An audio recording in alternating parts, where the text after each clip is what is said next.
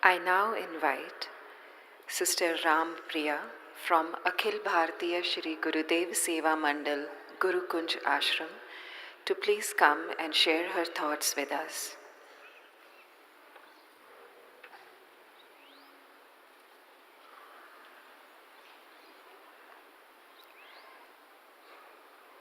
हैदराबाद की इस पावन भूमि में लौकिक जगत में अलौकिक जगत की अनुभूति कराने वाला, दिव्यता और भव्यता से परिपूर्ण यह स्थान कान्हा शांतिवनम अपने आप में विश्व का एक अनूठा स्थान है जो हम सभी को स्वर्ग की अनुभूति कराता है।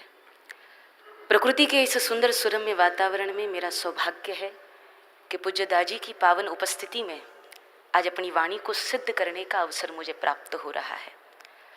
हम बहुत बड़भागी हैं कि ऐसी दो विरल विभूतियों के जन्म जयंती महोत्सव पर, एक जिन्होंने विश्व शांति का संदेश अपनी आख्यायिकाओं के माध्यम से पूरे भारतवर्ष में फैलाया, ऐसे युग प्रवर्तक वंदनीय राष्ट्रसंत श्री तुकडो जी महाराज, एवं विश्व में शांति कैसे स्थापित करनी है इसका सहज मार्ग बताकर जो विश्व के, देश के और विदेश के लोगों का मार्गदर्शन कर रहे हैं, ऐसे पथ प्रदर्शक प्रातः स्मरणीय पूज्य बाबूजी महाराज। ये दोनों समकालीन संत हैं और इसीलिए इन दोनों के विचारों में भी बड़ी समता है। ये दोनों विभूतियां हम सभी को ध्यान की पद्धतियों से अवगत करा करके हम सभी को भक्त बनाना चाहती है। ध्यान की पद्धतियों को अपनाने से हम भक्त बनते हैं। भक्त बनने का तात्पर्य क्या है? भक्ति ये कोई बाहरी क्रिया नहीं है, भक्ति ये भीतरी दशा है। भक्ति ये कोई बाहरी आवरण नहीं है, भक्ति ये अवस्था है। भक्त कैसा होता है? बोले जिसमें सरलता हो, जिसमें सहजता हो, जिसमें मृदुलता हो, जिसमें सौम्यता हो।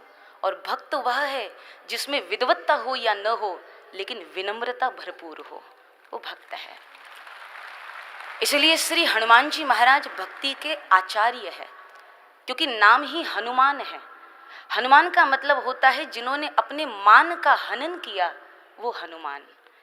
तो भक्त वह है जिसमें विनम्रता होती है। जो भक्त होगा ना, वो अपने आप को खास नहीं समझता। भक्त जो होता है वो अपने आप को दास समझता है। इसलिए तुलसीदास, रईदास, सूरदास, कबीरदास और टुकड़िया दास, जब भीतर से अहंकार निकल जाता है तब व्यक्ति भक्त बनता है। किसी ने बहुत सुंदर बात कही कि जब आईने को साफ किया तब मैं दिखाई दिया, और जब मैं को साफ किया तो मेरे रब, मेरे मालिक, फिर तू दिखाई दिया, फिर तू ही तू दिखाई दिया। तो भक्त वह है जिसमें सरलता होती है, विनम्रता होती है। भक्त बहुत सरल होता है क्योंकि हम भगवान का, ईश्वर का भजन करते करते उसके जैसे बन जाते हैं। सरलता ये परमात्मा का सहज स्वभाव है। और एक बात बोले, ईश्वर को पाना सरल, ईश्वर को प्राप्त करना सरल, ईश्वर को प्रसन्न करना सरल, ईश्वर तक पहुंचना सरल। तो पूछा गया जब सब सरल है तो कठिन क्या है? तो बोले जिंदगी में सरल होना ही बहुत कठिन है। जिस दिन जीवन में सरलता आ जाती है उस दिन हम परमात्मा के नजदीक पहुंच जाते हैं। भक्त जो होगा उसमें विनम्रता होगी, भक्त जो होगा उसमें सरलता होगी, और भक्त जो होगा उसमें शरणागति होगी।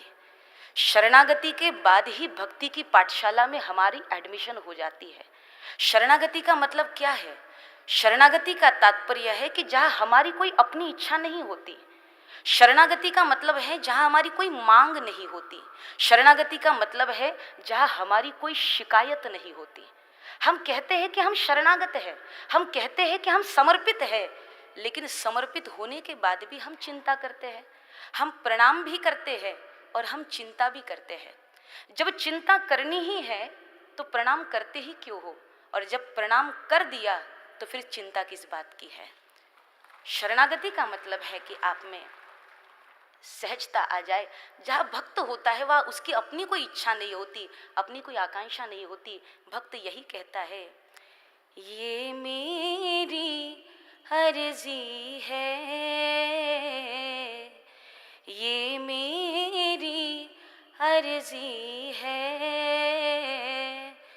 मैं वो हो जाऊं जो तेरी मर्जी है, मैं वो हो जाऊं जो तेरी मर्जी है।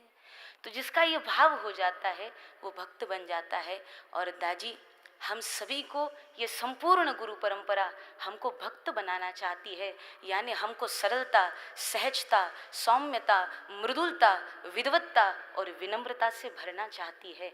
तो दाजी के पूज्य चरणों में यही प्रार्थना है कि आपके द्वारा प्राप्त प्राणाहुति और निरंतर सतस्मरण और निरंतर अभ्यास से हमारी भी यही दशा बन जाए, हम उस अवस्था में पहुंच जाए जिस ऊंचाई पर आप हमको देखना चाहते हैं। क्योंकि गुरु कभी शिष्य नहीं बनाना चाहता, गुरु अपनी जैसी ज्योत जलाना चाहता है, क्योंकि ज्योत अपनी जैसी ही ज्योत प्रकट करना चाहता है।